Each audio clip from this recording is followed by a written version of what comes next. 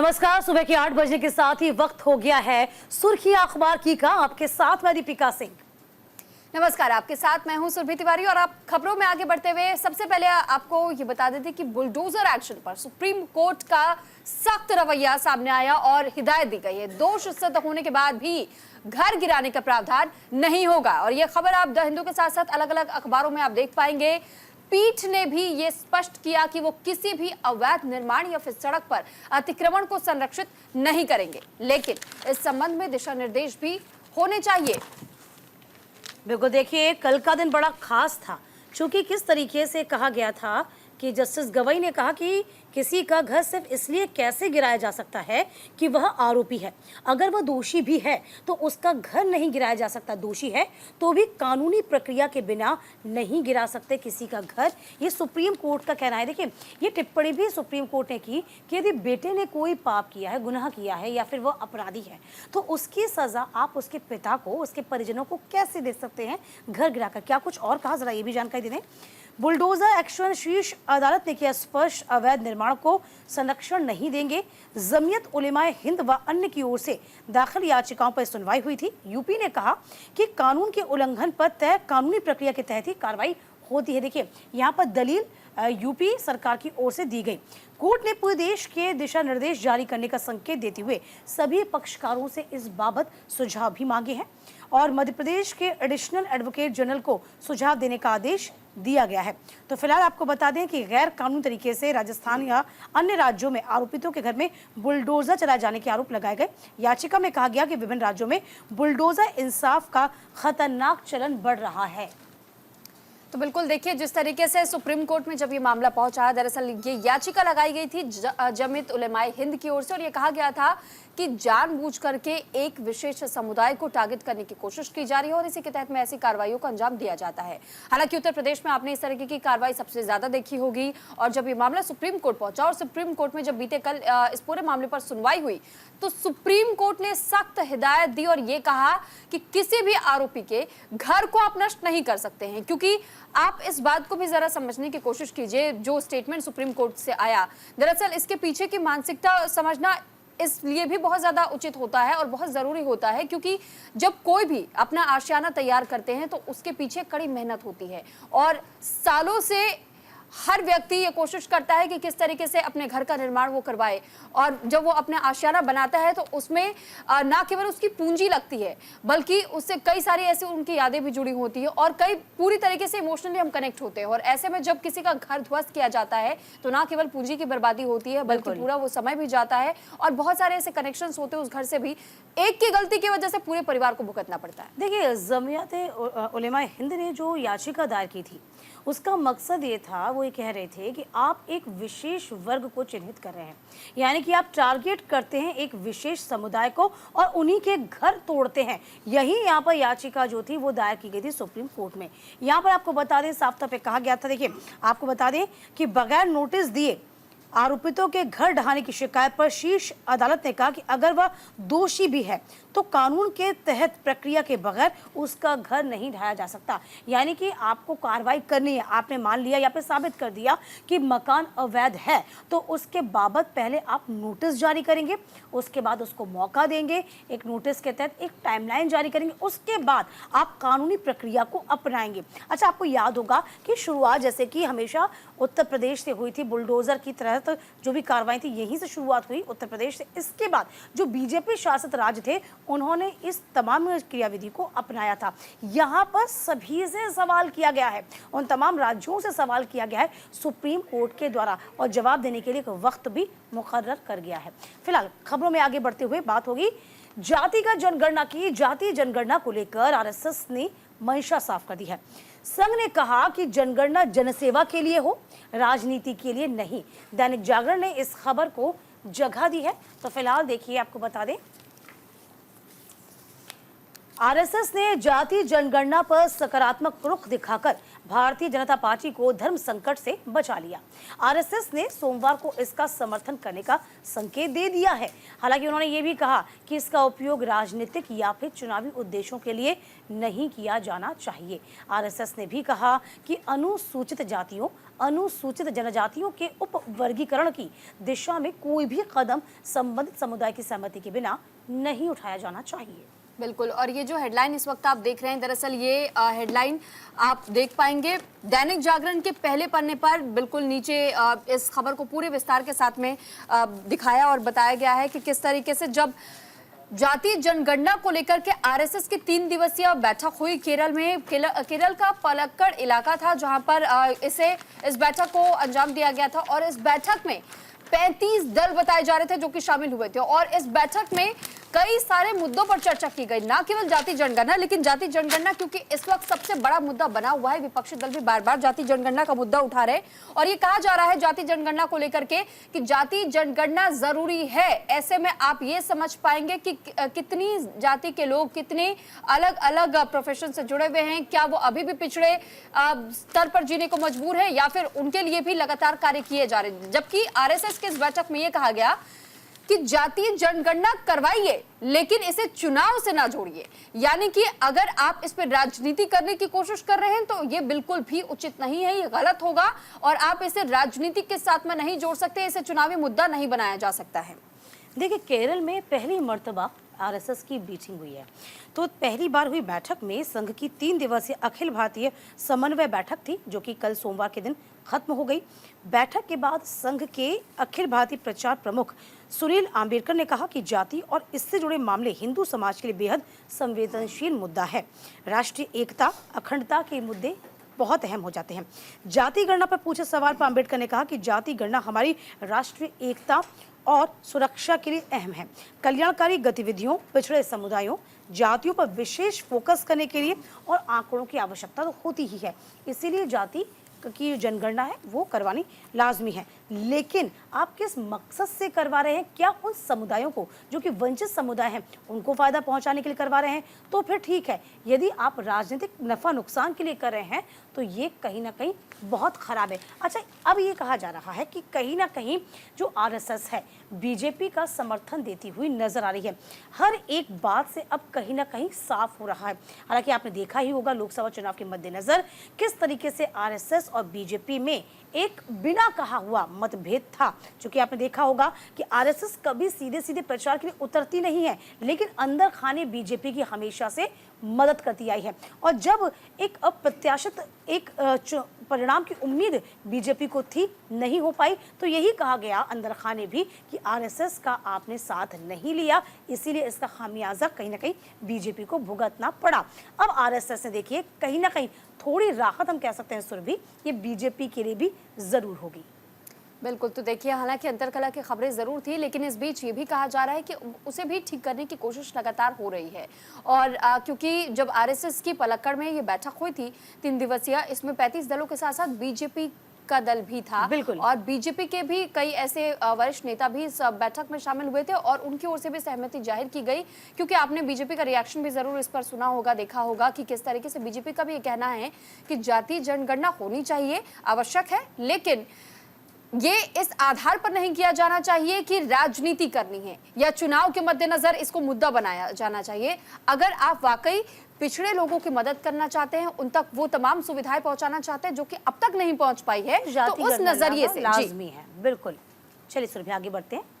बिल्कुल, अब खबरों में आगे बढ़ते हुए अब पीएम मोदी से जुड़ी हुई जानकारी हम आपको दे देते हैं। दरअसल पीएम मोदी ने एक बार फिर से बीजेपी की सदस्यता ली है और कहा है कि बीजेपी का हर कार्यकर्ता देश के लिए समर्पित है। ये खबर आप हिंदुस्तान टाइम्स में देख पाएंगे। तो फिलहाल देखिए, बीते कल की तस्वीर को आपने जरूर देखा होगा और ये तस्वीर जो आप इस वक्त देख रहे हैं अखबार की कटिंग में, ये उसी दौरान की है जब सदस्यता ग्रहण करवाई जा रही थी। प्रधानमंत्री नरेंद्र मोदी की सदस्यता के साथ में बीजेपी के सदस्यता अभियान का लक्ष्य 10 करोड़ सदस्य बनाने का है और इसी के तहत में एक कार्यक्रम आयोजन करवाया गया था और सदस्यता अभियान चलाया गया। और इसकी शुरुआत सबसे पहले प्रधानमंत्री नरेंद्र मोदी ने खुद को सदस्य बनाते हुए किया है और उसके बाद एक एक करके पार्टी के तमाम नेता इसमें जुड़ते चले गए। पार्टी का विश्वास है कि ये अभियान पिछले सभी रिकॉर्ड को तोड़ देगा और यही नहीं, पार्टी के दिग्गज वक्ताओं ने भी बीजेपी को एकमात्र लोकतांत्रिक दल बताते हुए सदस्यता अभियान और संगठन चुनाव की रूपरेखा पर चर्चा की है। वहीं दूसरे दलों पर भी तंज कसे हैं। देखिए, Modi BJP membership and ideological movement, तो फिलहाल देखिए ये किस तरीके से इस खबर को छापा गया है हिंदुस्तान टाइम्स में। और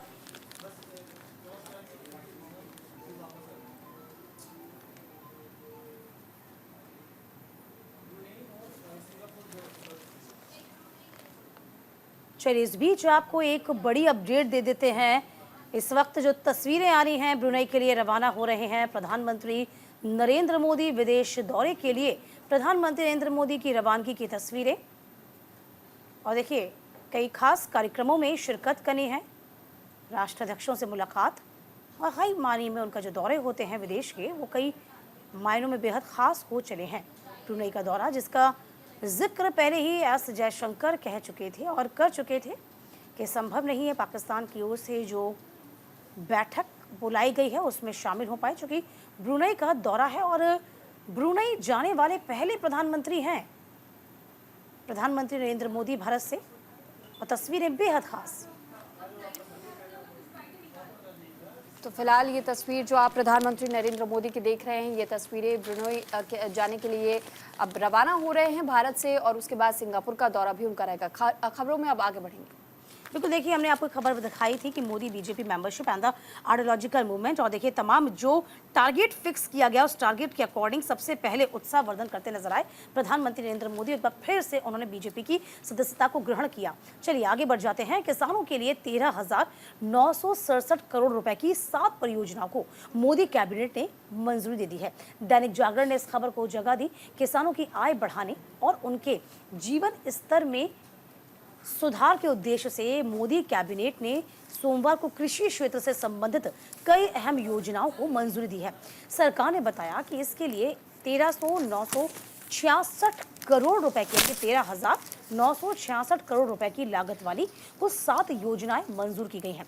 आपको ये भी बता देते हैं कि कौन कौन सी ऐसी योजनाएं हैं जो काम करेंगी कृषि के क्षेत्र में, कैसे उनको लाभ मिला जाएगा। तो फिलहाल देखिए किसानों के लिए कहीं ना कहीं मोदी सरकार की ये योजना है जो कहीं ना कहीं फायदेमंद साबित हो सकती हैं। देखिए एक ऐसा ही मसला है किसानों का जिसमें हमेशा से ही पेच जो है फंस जाता है सरकार का, और इससे पार पाना चाहती है सरकार। देखिए आपको याद ही होगा किस तरीके से किसानों का जो मुद्दा है वो लगातार, चाहे वो एमएसपी पर कानूनी गारंटी का मुद्दा हो या फिर पंजाब में तमाम जो किसान हैं वो अभी भी बॉर्डर्स पर बने हुए हैं। ऐसे में किसानों को राहत देने के लिए 7 परियोजनाओं को लेकर आई है मोदी सरकार। अभी देखना होगा कि इन परियोजनाओं के जरिए किस तरीके से राहत मिलती है। तो देखिए तमाम अखबारों ने इस खबर को जगह दी है। दैनिक जागरण ने भी खबर को जगह दी है, इसके अलावा अमर उजाला ने भी इस खबर को जगह दी है। वाकई में ये खबर जो है बेहद खास हो चुकी। देखिए अमर उजाला ने भी इस खबर को जगह दी है। 2,817 करोड़ के डिजिटल कृषि मिशन को मंजूरी है। 14,000 करोड़ की 7 परियोजनाओं पर मुहर लगा दी गई है। तो बिल्कुल ये अमर उजाला के साथ साथ आप दैनिक जागरण और साथ ही दैनिक भास्कर में भी इस खबर को देख पाएंगे। इसमें जिस तरीके की जानकारी साझा की गई है ये हम आपको बता देते हैं। दरअसल किसानों के जीवन को बेहतर बनाना और उनकी आमदनी बढ़ाने का लक्ष्य है। साथ ही साथ पीएम मोदी की अध्यक्षता में हुई मंत्रिमंडल की बैठक में कई अहम फैसले लिए गए, जिसमें कि ये कहा गया है कि किसानों के लिए 13,966 करोड़ रुपए के साथ प्रोजेक्ट को कैबिनेट की ओर से मंजूरी इसमें दी गई है। किसानों को हर संभव लाभ पहुंचाने की कोशिश यहां पर की जा रही है, और साथ ही कैसे किसानों को आगे बढ़ाया जाए, उनका और ज्यादा विकास होने पाए, उनको और ज्यादा प्रॉफिट मिल पाए, मुनाफा मिल पाए, ऐसे में तमाम प्रयास सरकारें कर रही हैं। बिल्कुल, इसके अलावा देखिए आपको बता दें 2,817 करोड़ के डिजिटल कृषि मिशन को मंजूरी दे दी गई है। इसके तहत 1,202 करोड़ की लागत से कृषि विज्ञान केंद्रों का सुदृढ़ीकरण करवाया जाएगा। 1,115 करोड़ रुपए खर्च के साथ प्राकृतिक संसाधन का प्रबंध किया गया है। तो इसके आधार पर आपको बता दें कि डिजिटल कृषि मिशन में 2 आधारभूत स्तंभ को रखा गया है। सतत पशुधन स्वास्थ्य और उत्पादन के लिए भी किस तरीके से विकास के पथ पर अग्रसर हो, इसका ख्याल रखा गया है। खाद्य व पोषण सुरक्षा के लिए फसल विज्ञान का ख्याल रखा गया है। कृषि शिक्षा प्रबंधन मजबूत करना ये लक्ष्य होगा। बागवानी के लिए भी सतत विकास के लिए 860 करोड़ रुपए धनराशि जो है वो चिन्हित की गई है। लेकिन अब इन तमाम चीज़ों को लेकर देखिए, एक के बाद एक तमाम योजनाएं जो हैं केंद्र सरकार कृषि के क्षेत्र में लेके आ रही है। लेकिन अब सवाल यही उठता है कि जो किसान रूठे हुए हैं, एमएसपी पर जो कानूनी गारंटी मांग रहे हैं, उसको लेकर सरकार क्या उन किसानों को निश्चिंत कर पाती है, उन किसानों के साथ कोई वादा दे पाती है, ये देखने वाली बात फिलहाल हो जाएगी। चलिए सुरभि आगे बढ़ते हैं। बिल्कुल, तो देखिए, प्रदर्शनकारी किसानों के मुद्दे सुलझाने के लिए सुप्रीम कोर्ट ने अब समिति बना दी है और ये खबर आप अमर उजाला में देख पाएंगे, जहां सुप्रीम कोर्ट में जब शंभू बॉर्डर वाला मामला पहुंचा तो इसको लेकर सुप्रीम कोर्ट की ओर से भी प्रतिक्रिया सामने आई है और सुप्रीम कोर्ट ने शंभू बॉर्डर पर धरना दे रहे किसानों की शिकायतों को सुलझाने के लिए पूर्व न्यायाधीश न्यायमूर्ति नवाब सिंह की अध्यक्षता में एक कमेटी का गठन किया। सुप्रीम कोर्ट ने कहा कि किसान अगर चाहे तो अपने आंदोलन को वैकल्पिक जगहों पर स्थानांतरित करने के लिए स्वतंत्र होंगे। सुप्रीम कोर्ट हरियाणा सरकार के याचिका पर सुनवाई कर रही थी और इसी दौरान सुप्रीम कोर्ट की ओर से कहा गया कि अगर सहमति होती है तो फिर किसान अगर चाहे तो अपने इस आंदोलन को किसी और जगह पर स्थानांतरित कर सकते हैं, यानी शंभू बॉर्डर की जगह किसी और जगह पर ये प्रदर्शन अपना जारी रख सकते हैं। शंभू बॉर्डर को खोले जाने की मांग लंबे समय से की जा रही है क्योंकि आम जनता को इससे खासी दिक्कतों का सामना करना पड़ रहा है और यही कारण है जिस वजह से इसकी मांग की जा रही है। बिल्कुल जाहिर सी बात है सुरभि, इस खबर को ऐसे भी हम समझ सकते हैं। लगातार बहुत एक लंबा वक्त हो गया है जिसमें शंभू बॉर्डर पर तमाम किसान डटे हुए हैं और यही एक बड़ी वजह है कि प्रदर्शनकारी किसानों के मुद्दे सुलझाने के लिए सुप्रीम कोर्ट ने एक बाकायदा समिति का गठन कर दिया। देखिए, उससे पहले भी तमाम राज्यों से यही जिक्र किया गया था और आपको भी याद होगा, खुद यहाँ पर जो तमाम विकास कार्य की जो योजनाएं पंजाब में चल रही हैं, खुद इसका संज्ञान प्रधानमंत्री नरेंद्र मोदी ने लिया। और देखिए, अब जब ये लगा है कि प्रदर्शनकारी किसानों के मुद्दे सुलझाने का वक्त आ गया है तो सुप्रीम कोर्ट ने कहा कि इसके लिए बाकायदा समिति बनाइए। ये बहुत लाजमी इसलिए है क्योंकि वहां पर ट्रांसपोर्टेशन का जो सिस्टम है बड़ा गड़बड़ा रहा है। एक राज्य में दूसरे राज्य में जाने में दिक्कतों का सामना करना पड़ रहा है। इससे क्या हो रहा है कि लोगों की जो दैनिक दिनचर्या है वो प्रभावित हो रही है, जो सामान है वो महंगा हो रहा है। तो फिलहाल आपको बता दें, शीर्ष अदालत ने किसानों से आंदोलन के राजनीतिकरण, अनुचित मांग से बचने को कहा। 1 सप्ताह में पहली बैठक करने का निर्देश दिया गया है। पीठ ने समिति को 1 सप्ताह में अपनी बैठक बुलाने का निर्देश दिया। पीठ ने आंदोलनकारी किसानों से संपर्क करने, उन्हें राष्ट्रीय राजमार्ग से और उसके पास से अपने ट्रैक्टर स्टैंड और अन्य सामान को तुरंत हटाने की बात कही है और कहा है कि दोनों राज्यों के वरिष्ठ प्रशासक राष्ट्रीय राजमार्ग खोलने में सक्षम हो सके। कोर्ट ने 22 अगस्त को कहा था कि किसानों की शिकायतों को सौहार्दपूर्वक निपटाया जाएगा। तो देखिए, आपको ये भी बता दें कि समिति में कौन कौन से ऐसे लोग होंगे जो इसका हिस्सा बनेंगे, ये भी आप जान लीजिए कि समिति में अन्य सदस्यों में हरियाणा के पूर्व महानिदेशक PS संधू, कृषि विशेषज्ञ प्रोफेसर देवेंद्र शर्मा, पंजाब के कृषि विज्ञान के कृषि अर्थशास्त्री डॉक्टर सुखपाल सिंह, प्रोफेसर रणजीत सिंह घुमन शामिल होंगे। चौधरी चरण सिंह कृषि विश्वविद्यालय हिसार के कुलपति प्रोफेसर BR कंबोज को विशेष रूप से आमंत्रित किया गया है कि आपको एक बीच का रास्ता अख्तियार कीजिए, प्रदर्शन करना है कहीं और कीजिए, कहीं और जगह चुनिए, जिससे कि जो बॉर्डर्स हैं वो प्रभावित ना हो, आम जनजीवन जो है इससे प्रभावित ना हो।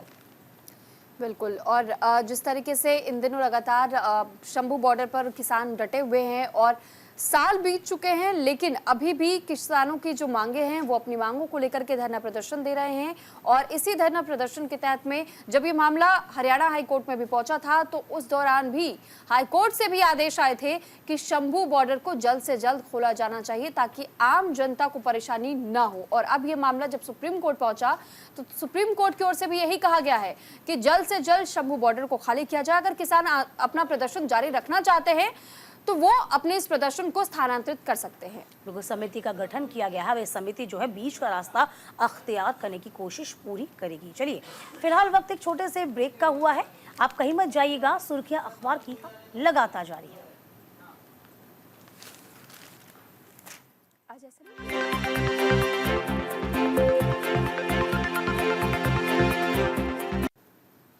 Welcome back. बढ़ेंगे खबरों में आगे। 6 घंटे के हाई वोल्टेज ड्रामे के बाद आप विधायक अमानतुल्ला खां गिरफ्तार हुए। मनी लॉन्ड्रिंग मामले में पूछताछ शुरू हुई है।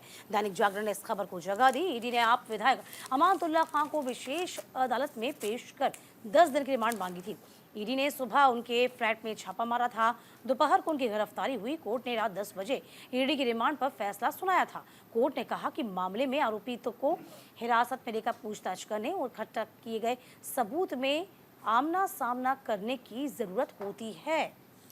तो बिल्कुल देखिए, फ्रंट पेज पर दैनिक जागरण में आप इस खबर को देख पाएंगे और दैनिक जागरण के साथ साथ अलग अलग अखबारों ने भी इस खबर को जगह दी है, क्योंकि बीते कल ये खबर बेहद बड़ी रही थी और इस पर जिस तरीके से चर्चाएं हुई थी और आपने भी देखा कि कैसे एक्स हैंडल पर पोस्ट करते हुए कई लोगों ने जहां एक और केंद्र सरकार पर हमला बोला, ईडी पर हमला बोला और ये कहा है कि लगातार जानबूझकर के प्रयास किए जा रहे हैं केंद्र सरकार की ओर से, ताकि कैसे आम आदमी पार्टी के नेताओं को दबाया जा सके, झुकाया जा सके, उनकी ईमानदारी पर सवाल खड़े किए जा सके।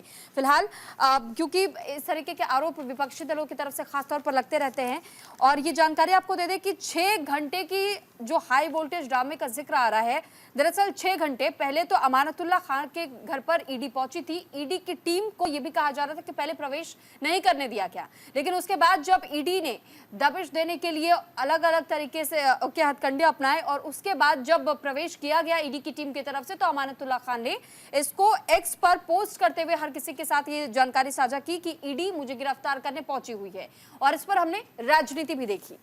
जाहिर सी बात है, जब ईडी की ओर से पूरी टीम पहुंची थी अमानतुल्ला के घर सुबह, तब ये कहा गया था, आपने देखा होगा कि मानो संजय सिंह का पोस्ट हो या फिर मनीष सिसोदिया का पोस्ट हो, यही कहा गया है कि यहाँ पर टारगेट किया जा रहा है तमाम आम आदमी पार्टी के नेताओं को। अच्छा, अमानतुल्ला खान ने भी एक वीडियो संदेश भी जारी किया, तब भी उन्होंने कहा था कि जब जब ईडी ने मुझे पूछताछ के लिए बुलाया है, जब जब उन्होंने मुझे समन जारी किया है, नोटिस जारी किया है, तो मैंने उसका जवाब दिया है। फिर अचानक से मुझे गिरफ्तारी देनी क्यों पड़ रही है या मुझे हिरासत में क्यों लिया जा रहा है। तो फिलहाल देखिए, अब 4 दिन की जो रिमांड है वो मिल गई है। अब आप दिल्ली वक्फ बोर्ड का पूरा मामला था जिसमें भ्रष्टाचार का मामला सामने आया था। ईडी ने सोमवार को आप विधायक अमानतुल्ला खान को गिरफ्तार किया। अब 4 दिन की फिलहाल ये रिमांड ईडी को मिल गई है। Delhi Waqf board money laundering case था ये पूरा, जिसमें ईडी अमानतुल्ला को पूछताछ के लिए सुबह उनके घर गई थी। उसके बाद से लगभग 5 घंटे की पूछताछ की। 12:15 में उन्हें गिरफ्तार कर लिया गया था। आरोप यह है कि अमानतुल्ला पर उन्हें दिल्ली वक्फ बोर्ड का अध्यक्ष रहते हुए 32 लोगों की अवैध भर्ती कराई थी। देखिए, वो आरोप समझ लीजिए आप, क्योंकि सभी को लगता है कि आम आदमी पार्टी के तमाम जो नेता हैं वो एक ही मामले में जेल में जा रहे हैं। ऐसा नहीं है। शराब नीति घोटाला का जो कथित मामला है वो अलग चल रहा है, या फिर हम आपको बता दें कि अब आम आदमी पार्टी के विधायक हैं ये, इन पे अमानतुल्ला पर ये मामला अलग है। इन पे आरोप जो लगा हुआ है वही ये कि 32 लोगों की अवैध भर्ती इन्होंने करवा दी थी। ईडी पहले भी इनसे 2 मरतबा पूछताछ कर चुकी है। फिलहाल अब देखिए, कहीं ना कहीं चूंकि विधानसभा चुनाव भी नजदीक है, अब ये कहा जा रहा है कि एक के बाद एक जो है वो दिक्कतें आम आदमी पार्टी की बढ़ रही है। हालांकि कल का जो दिन है थोड़ा खास इसलिए भी रहा कि 2 राहत की खबर भी आई है। चलिए मोनिका, सुरभि, आगे बढ़ जाते हैं खबरों में हम। बिल्कुल, तो देखिए जिस तरीके से आम आदमी पार्टी को फिलहाल इस बीच राहत मिली है। दरअसल स्वाति मालीवाल मारपीट कांड में विभव कुमार को राहत मिल चुकी है। हिंदुस्तान टाइम्स में इस खबर को जगह दी गई है और साथ ही ये जानकारी हम आपको दे दें कि स्वाति मालीवाल की तरफ से बड़ा आरोप विभव कुमार पर लगाया गया था और अब इसी मामले में आम आदमी पार्टी को राहत मिली है। देखिए, सुप्रीम कोर्ट ने सोमवार को राज्यसभा सांसद स्वाति मालीवाल से मारपीट के मामले में विभव कुमार को जमानत दे दी है। विभव कुमार को कुछ शर्तों के साथ सुप्रीम कोर्ट से ये राहत मिली है। विभव कुमार की जमानत याचिका पर सुप्रीम कोर्ट के दौरान कोर्ट ने अहम टिप्पणी की। सुप्रीम कोर्ट ने कहा कि आरोपी 100 दिन से अधिक दिन हो गए हैं जो कि हिरासत में। मेडिकल रिपोर्ट के मुताबिक ये साधारण चोट का मामला है। हालांकि दिल्ली पुलिस ने सुप्रीम कोर्ट में विभव की जमानत का विरोध जरूर किया था, लेकिन ये 2 खबरें जो हैं वो आम आदमी पार्टी के लिए बहुत अच्छी आई हैं। विजय नायर और विभव कुमार को राहत दी गई है। तो बिल्कुल देखिए, पुलिस ने ये कहा है कि इस मामले में कई अहम गवाहों की पेशी अभी भी बाकी है और विभव सबूतों और गवाहों को प्रभावित कर सकते हैं। और इस पर कोर्ट ने ये कहा कि हम इस तरह की शर्तें रखेंगे जिससे कि वो ऐसा न कर सके। हालांकि अब वो शर्तों का कितना पालन करते हैं ये देखने वाली बात होगी, क्योंकि स्वाति मालीवाल इससे पहले भी ये कह चुके हैं कि जिस तरीके से विभव कुमार का वर्चस्व पार्टी के भीतर भी नजर आता है, और क्योंकि सब बेहद करीबी वो अरविंद केजरीवाल के बताए जाते हैं, तो खासतौर पर ऐसे में वो गवाहों को प्रभावित कर सकते हैं। लेकिन इसमें कोर्ट की ओर से ये जरूर कहा गया है कि ऐसी शर्तें, यानी कि कड़ी शर्तें रखी जाएंगी जिसका उल्लंघन वो करने ही ना पाए और वो गवाहों को प्रभावित ना कर सके।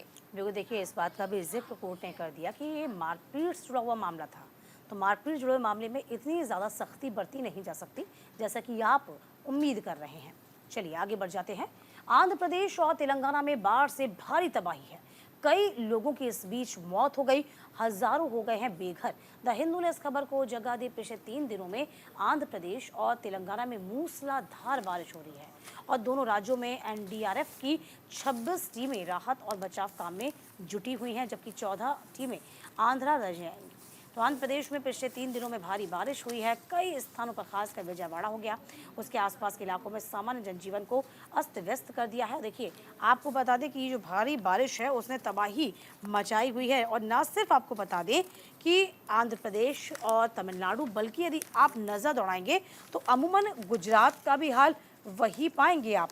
तो फिलहाल देखिए, हर जगह जहाँ जहाँ नज़र दौड़ाएंगे तो फिलहाल आपको बता दें किस तरीके से भारी बारिश इस वक्त बनी हुई है। तो लगातार जो राहत की बारिश थी अब कहीं ना कहीं आफत बनकर टूट रही है। 1000 left homeless by the UP, Andhra Pradesh में। और देखिए, ये बहुत यूँ कह सकते हैं कि दिक्कतों का सबब हो गया है।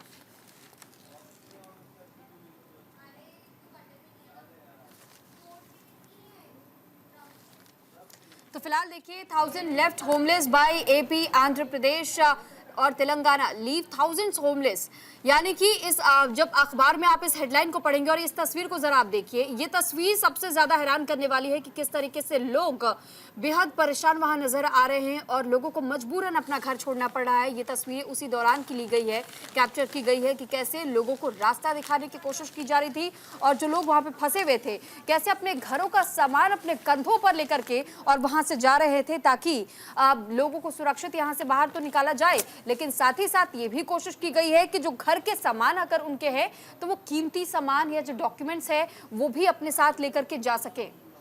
देखिए, आंध्र प्रदेश का और तमिलनाडु का जिक्र तो सुरभि कर ही रही हैं। इसके अलावा आपको ये भी बता दें कि लगातार चाहे गुजरात का एरिया हो वहाँ पर भी अलर्ट जारी कर दिया गया है। 4 सिस्टम सक्रिय हो चुके हैं। ये बहुत ख़राब बात हो चुकी है, क्योंकि भारी बारिश की चेतावनी है दी। हम आज का जिक्र करते हैं तो तमिलनाडु, आंध्र प्रदेश सहित सूरत की बात कर लीजिए, नर्मदा की बात कर लीजिए, छोटा उदयपुर में भी रेड अलर्ट जारी कर दिया गया है। तो राज्य में फिर से संकट गहरा गया है और तापी में बादल फटा है। फिलहाल देखिए, अलग अलग राज्यों में जो मौसम का हाल है बेहाल है, क्योंकि बारिश इस वक्त पुरजोर तरीके से हो रही है। कहा यह भी जा रहा है कि इन राज्यों में चक्रवात जो है वह अलर्ट हो सकता है। इसीलिए आपको बता दें कि अलग अलग तरीके से जो सिस्टम है वो सक्रिय हो रहा है।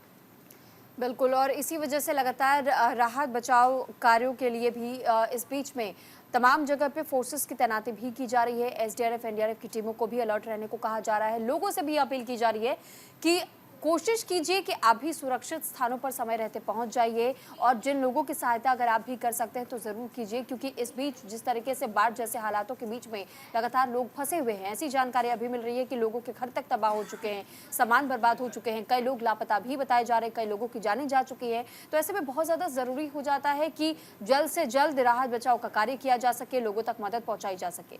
बिल्कुल, चलिए आगे बढ़ जाएंगे। नेता विपक्ष राहुल गांधी ने डीटीसी बस में सफर किया, स्टाफ से जानी उनकी समस्याएं। अमर उजाला ने इस खबर को जगह दी है। देखिए, एक बार फिर से आम लोगों से मुखातिब होते हुए नजर आए हैं राहुल गांधी।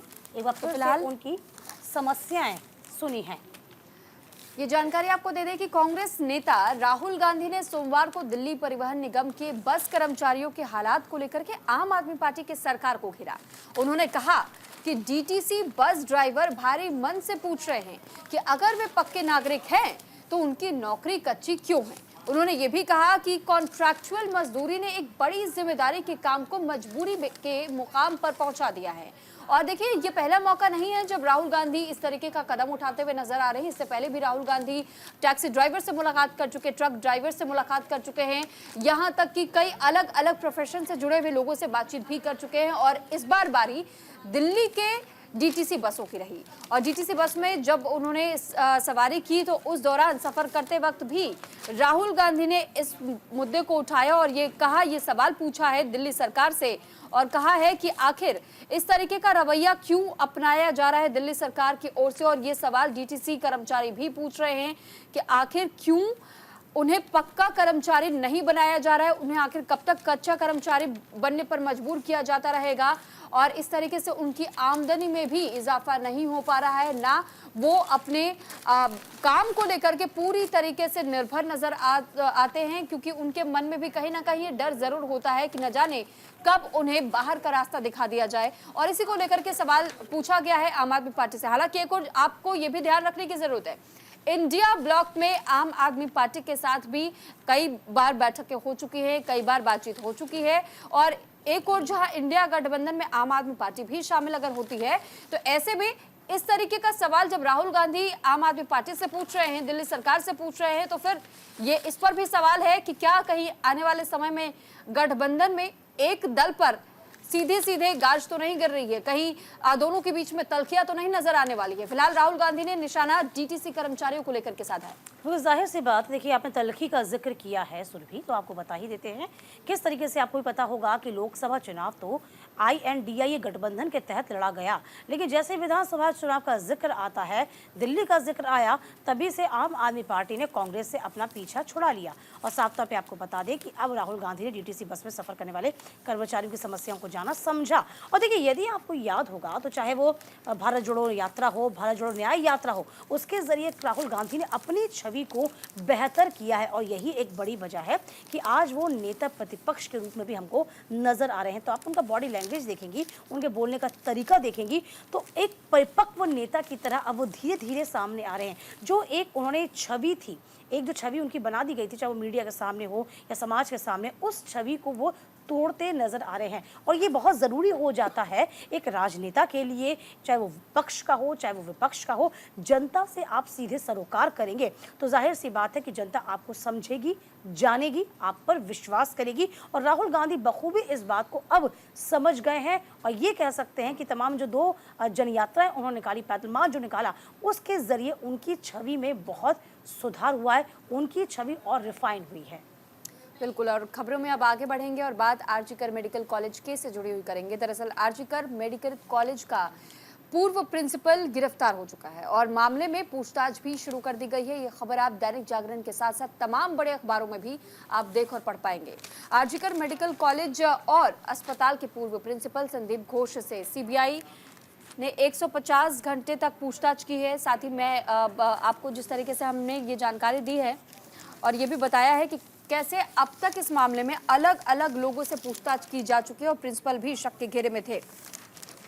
देखिए, 9 अगस्त की सुबह एक पोस्ट ग्रेजुएट ट्रेनी डॉक्टर के बलात्कार और हत्या की जांच के सिलसिले में भी उनसे पूछताछ की गई। सीबीआई इस केस से जुड़े तमाम सच जानने के लिए संदीप का 2 बार पॉलीग्राफी टेस्ट भी करा चुकी है।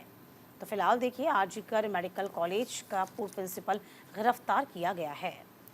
तो ये खबर आप फिलहाल दैनिक जागरण में देख रहे हैं, जिसकी कटिंग मैं आपको दिखा रही हूँ स्क्रीन पर। और इसकी हेडलाइंस भी आप अगर गौर करेंगे तो आरजीकर मेडिकल कॉलेज का पूर्व प्रिंसिपल गिरफ्तार हुआ है। पूर्व प्रिंसिपल इसलिए क्योंकि जिस वक्त 9 अगस्त को ये पूरा घटनाक्रम घटित हुआ था, उस दौरान तक तो ये वहाँ के प्रिंसिपल थे, लेकिन इसके बाद से अचानक से प्रशासन की तरफ से एक फैसला आता है और उसके बाद ये तय किया जाता है कि उन्हें अलग कॉलेज में शिफ्ट किया जाएगा। जबकि जब ये केस बिल्कुल नया नया था उस वक्त की ये बात थी और इसी वजह से अब वो आरजीकर मेडिकल कॉलेज के पूर्व प्रिंसिपल कहलाते हैं। तो फिलहाल ये जानकारी आपको दे दें कि सीबीआई ने सोमवार को वित्तीय अनियमितता मामले में कोलकाता के उस आरजीकर मेडिकल कॉलेज और अस्पताल के पूर्व प्रिंसिपल डॉक्टर संदीप घोष को गिरफ्तार कर लिया, जिसकी महिला डॉक्टर के दुष्कर्म के बाद हत्या कर दी गई थी। जांच एजेंसी ने इस वारदात को 26वें दिन डॉक्टर घोष को गिरफ्तार किया। उन पर टेंडरों को लेकर के पक्षपात करने, मेडिकल ऑर्गेनिक कचरे की अवैध बिक्री और रुपए लेकर के मेडिकल छात्रों को पास कराने जैसे गंभीर आरोप है। यानी कि एक मामला नहीं है जुड़ा हुआ संदीप घोष से, बल्कि संदीप घोष जहां एक और बेस्ट सर्जन के तौर पर जाने जाते हैं, तो दूसरी तरफ ऐसी धांधलियां करने के लिए भी जाने जाते हैं। देखिए, आपको याद होगा ये संदीप घोष ही थे जिन्होंने उस ट्रेनी डॉक्टर की रेप के बाद हत्या को सुसाइड बता दिया था। तभी से सवालों के घेरे में आ गए थे। बहुत जल्दबाजी की गई थी, सबूतों को हटाने की कोशिश की गई थी। 3 से 4 घंटे के बाद उस डॉक्टर के माता पिता से उनको मिलने दिया गया था, यानी कि उनकी डेड बॉडी तक भी पहुंचने नहीं दिया गया था। आपको याद होगा सुप्रीम कोर्ट ने कड़ी फटकार भी लगाई थी, 2 बार पॉलीग्राफ टेस्ट भी हो चुका है, लेकिन अब पद से इस्तीफा ले लिया जा चुका है। चलिए सुरभि, आगे बढ़ जाते हैं। बिल्कुल, और अब बात शेयर बाजार की करेंगे। शेयर बाजार में तेजी अभी भी लगातार जारी है। जिस तरीके से कुछ दिनों से हम देख रहे थे कि शेयर बाजार में लाल अंकों के साथ में शुरुआत हो रही थी, लेकिन इस बीच ये अच्छी खबर है कि शेयर बाजार में तेजी जारी है। सेंसेक्स और निफ्टी फिर से ऊंचाइयों पर पहुंच चुके हैं। देखिए, आपको बता दें कि निफ्टी किस तरह की तेजी पर बना हुआ है और सेंसेक्स व निफ्टी फिर से ऊंचाई छू रहा है, जिसमें विदेशी पूंजी प्रभाव अमेरिका में दरों को इसकी वजह बताया जा रहा है। देखिए, इस खबर को जगह दी गई है, इसके बारे में और डिटेल्स आपको बता देते हैं। विदेशी पूंजी प्रवाह अमेरिका में दरों में कटौती की उम्मीद से घरेलू बाजार जो है वो इस वक्त हरा भरा हो गया है। 464.85 लाख निवेशकों के नए शिखर पर बाजार पूंजी इस वक्त पहुंच गई है। उनके चेहरे इस वक्त खिल गए हैं। 45,089 करोड़ रुपए की लागत है, यानी कि चांदी पे यदि हम बात करते हैं तो 1700 रुपए चांदी सस्ती हो चुकी है। तो घरेलू में आभूषणों व फुटकर विक्रेताओं की सुस्त मांग से दिल्ली सराफा बाजार में सोमवार को 250 रुपए सस्ता हुआ, 74,100 ग्राम प्रति 10 ग्राम पर बंद हुआ है। इस बीच आपको बता दें, घरेलू बाजारों में तेजी का सिलसिला बदस्तूर जारी। विदेशी पूंजी प्रवाह अमेरिका बाजारों में तेजी के बीच सोमवार को सेंसेक्स निफ्टी नए शिखर पर पहुंचा। अमेरिका की जो ब्याज दर है उसमें कटौती की उम्मीद है और सेंसेक्स 194.07 अंक चढ़कर 82,549.89 के सर्वाधिक उच्च स्तर पर बंद हुआ है। तो फिलहाल सेंसेक्स में लगातार 10 सत्रों से बढ़त जारी है। ये एक अच्छी खबर है, जो सितंबर 2023 के बाद सबसे अच्छा प्रदर्शन माना जा रहा है। निफ्टी में 12वें सत्र में भी तेजी रही, जो अब तक का सबसे अच्छा प्रदर्शन माना गया है। बिल्कुल, तो देखिए इसी वजह से हम कह रहे हैं कि जिस तरीके से लगातार भारतीय बाजार अच्छे ग्राफ के साथ में खुल रहा है और अच्छा परफॉर्म कर रहा है, शेयर बाजारों में भी इन दिनों रौनक नजर आ रही है और इसी वजह से कहा जा रहा है कि जो निवेशक है उनके भी चेहरे खिले हुए नजर आ रहे हैं। खास तौर पर ये माना जा रहा है कि निवेशकों के लिए ये अच्छा मौका है अगर वो निवेश करना चाहते हैं, क्योंकि इन दिनों हरे अंकों के साथ लगातार बाजार की शुरुआत हम देख रहे हैं और खासतौर पर घरेलू उत्पाद की बात करें तो इसमें भी इजाफा दर्ज हुआ है। और साथ ही साथ देखिए खरीदारी की माहौल बनाए रखने की कोशिश भी लगातार बाजार की ओर से जहां जारी है, तो ऐसे में बाजारों में 13वें दिन बढ़ोतरी दर्ज की गई है। बेंचमार्क निफ्टी 50 लगातार 13वें दिन भी बढ़त के साथ ही बंद हुआ है। अच्छा, ये जो उतार चढ़ाव है, यदि हम घरेलू बाजार का जिक्र करते हैं तो न्यूज़ इंडिया हर रोज़ आपको बाजार से जुड़ी तमाम खास खबरें भी दिखाता है। 9 बजे के 9 रिपोर्टर्स में हम अक्सर ये तमाम खबरें आपको दिखाते हैं। इवन डेली आपको इस बाबत बताते हैं कि बाजार का रुख क्या है। इस बीच आपको भी बता दें कि 10 सत्रों से तो बहुत अच्छा प्रदर्शन चल ही रहा था। ये 12वां सत्र था और 12वें सत्र में भी बहुत शानदार प्रदर्शन देखने को मिला, जिससे कि निवेशकों के जो चेहरे हैं ना वो खिल गए हैं। चलिए आगे बढ़ जाएंगे। आपको बता दें कि बाजार में बढ़ोतरी तो है ही, इस बीच झारखंड का भी हम रुख करते हैं। झारखंड के मुख्यमंत्री ने उत्पाद शुल्क कांस्टेबल भर्ती अभियान पर 3 दिन की रोक का आदेश दिया है। द हिंदू ने इस खबर को जगह दी है। झारखंड के मुख्यमंत्री हैं हेमंत सोरेन ने 22 अगस्त को अभ्यास शुरू होने के बाद से 12 मौतों की रिपोर्ट के बाद एक्साइज कांस्टेबल भर्ती अभियान को 3 दिनों के लिए रोकने के निर्देश सोमवार को जारी किए। शारीरिक परीक्षण भी सुबह 9 बजे के बाद नहीं होंगे। उन्होंने एक्स पर पोस्ट कर कहा कि मुख्यमंत्री ने कहा कि मौतों के कारण का पता लगाने के लिए स्वास्थ्य विशेषज्ञों की समिति गठित की गई है और वो जल्द ही अपनी रिपोर्ट सौंपेंगे। झारखंड के पुलिस महानिदेशक डीजीपी अनुराग गुप्ता ने कहा कि अप्राकृतिक मौतों के मामले में दर्ज किए गए हैं और परीक्षा के लिए शारीरिक परीक्षण के दौरान उनकी मौतों की जाँच की जा रही है। तो फिलहाल Jharkhand CM orders 3 days hall on the excise constable hearing drive. तो फिलहाल देखिए इस खबर को जगह दी है, सुरभि भी इस खबर को आप तक पहुंचा रही हैं। किस तरीके से अब इस पे जांच के आदेश दिए गए हैं। झारखंड सीएम ऑर्डर्स 3-डे halt to excise constable hiring drive, और ये खबर आप द हिंदू में देख पाएंगे, पढ़ पाएंगे। और ये जिस दौरान की तस्वीर आप देख रहे हैं, दरअसल झारखंड में इस बीच कई बैठकें भी की गई हैं, और इस बैठक में भी जिस तरीके से बैठक में इन बात को लेकर के चर्चाएं भी हुई थी, क्योंकि इन दिनों लगातार हेमंत सोरेन खासतौर पर राज्य से जुड़े हुए तमाम मुद्दों को लेकर के चर्चा कर रहे हैं। और इस बीच जब कई ऐसी संस्थाएं हैं जो कि हायरिंग्स निकाल रही है, लेकिन उसमें भी, और इस बीच जब हमने ये भी देखा कि किस तरीके से पुलिस भर्ती के लिए जो आवेदक थे उनकी ओर से जिस तरीके से फिजिकल टेस्ट करवाया गया था, उनका ये कहना है कि इस बीच में कई ऐसे अभ्यर्थी पूरी तरह बीमार नजर आए थे और वो स्वस्थ नहीं थे, उसे क्वालिफाइड नहीं कर पाए हैं। अब तक इसमें 12 डेथ रिपोर्ट की जा चुकी है, और ये उसी दौरान की तस्वीर इसमें छपी हुई है जब अस्पतालों में ये अभ्यर्थी बैठे हुए नजर आए थे, क्योंकि जिस दौरान फिजिकल टेस्ट इनका किया गया तो ये पता चला कि या तो किसी को कोई बीमारी है, या कोई फूड पॉइजनिंग का शिकार है, या फिर किसी के साथ कोई और समस्या है। और इसी को लेकर के लगातार इस पर बैठक भी की गई। ये भी पूछा गया कि आखिर ऐसे जो आवेदकों की सूची अब तक सामने आ रही है और जिस तरीके से डेथ रिपोर्ट किए गए हैं फिजिकल टेस्ट के दौरान, ऐसा क्यों हो रहा है, कहां पर क्या कमियां आ रही हैं, इस पर क्यों नहीं ध्यान दिया जा रहा है, मामला क्या है, इस असल मामले को जानने की कोशिश लगातार जारी है। चलिए आगे बढ़ जाएंगे। पैरालंपिक्स में भारतीय खिलाड़ियों का दिव्य प्रदर्शन, अब तक कुल 15 पदक जीत लिए गए हैं। तो देखिए दिव्य प्रदर्शन, इसकी तस्वीर भी दैनिक जागरण ने आप तक पहुंचा रहे हैं। देखिए इस खबर को दिखा रहे हैं हम आप तक। तो फिलहाल देखिए दिव्य प्रदर्शन है पैरालंपिक में, जिसमें आपको बता दें कि पेरिस पैरा ओलंपिक में भारत का शानदार प्रदर्शन जारी है, और थुला सिम्थी मुरुगेरस और विमेंस सिंगल्स SU5 में सिल्वर जीता गया है, और उसी वर्ग में मनीषा रामदास ने ब्रॉन्ज मेडल जीता। इन 2 मेडल्स के साथ ही भारत के पदकों की संख्या अब 11 हो गई है। तो फिलहाल देखिए पैरा ओलंपिक्स में जो तमाम एथलीट्स हैं उन्होंने पदकों की झड़ी लगा दी है। 8 पदक एक दिन में जीते, 2 स्वर्ण सहित 15 पदक जीते हैं भारत में अब तक पेरिस में। तो फिलहाल देखिए ये जो प्रदर्शन है वाकई में बहुत शानदार रहा है। बिल्कुल, और अमर उजाला की इस पेज को अगर आप देखेंगे तो ऊपर से नीचे तक बिल्कुल सिर्फ और सिर्फ पैरा ओलंपिक्स को कवर किया गया है, और जहां एक और सुमित ने इतिहास रचा, यानी कि अब तक जो गोल्डन मेडल की उम्मीद लगाए भारत पेरिस ओलंपिक के दौरान नजर आया था, लेकिन इस बार पैरा ओलंपिक के खेलों में जो हमारे पैरा एथलीट्स हैं उन्होंने बेहतरीन अपना परफॉर्मेंस दिखाया है। और इस बीच भारत के नाम अब तक 3 स्वर्ण पदक के साथ साथ में इस बीच एक और पदक आने की उम्मीद और बढ़ती चली जा रही है। और अगर देखिए पदक तालिका की हम बात करते हैं तो ये भारत को लेकर के जो जानकारी है, 3 गोल्ड मेडल इस वक्त भारत के पास है, 5 रजत पदक यानी सिल्वर मेडल है, और 6 कांस्य पदक यानी कि ब्रॉन्ज मेडल है। कुल मिलाकर के 14 पदक पैरा ओलंपिक्स में इस वक्त भारत के नाम आ चुका है। देखिए ये खबर इसलिए बड़ी अच्छी और बहुत उत्साहवर्धन वाली हो जाती है कि जो दिव्यांग होते हैं वो अपने आप को सोचते हैं कि हम कुछ कर नहीं सकते। ये उनके लिए बहुत प्रेरणा होती है कि आप शारीरिक रूप से अक्षम हो सकते हैं, लेकिन आपकी मनोस्थिति इतनी सुदृढ़ होनी चाहिए, आपका विश्वास इतना सुदृढ़ होना चाहिए कि जो आप चाहते हैं जीवन में वो आप प्राप्त कर सकते हैं। तमाम ये जो एथलीट्स हैं ये इस बात का प्रत्यक्ष प्रमाण है। बिल्कुल, और यही कारण भी है जिस वजह से लगातार भारत की ओर से अच्छा परफॉर्मेंस पैरा ओलंपिक्स में हम देख रहे हैं, और हमें गौरवान्वित करते हैं ऐसे तमाम जो खिलाड़ी होते हैं।